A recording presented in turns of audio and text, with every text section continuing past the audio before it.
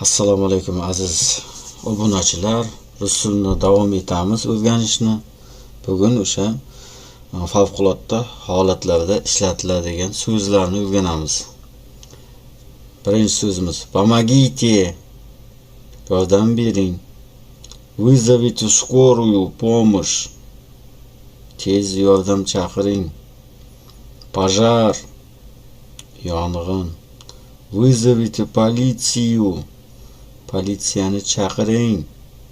Мне нужна помощь, срочно, menga tezda yordam kerak.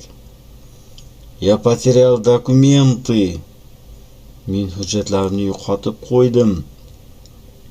Позвоните моей семье, oilamga qo'ng'iroq qiling.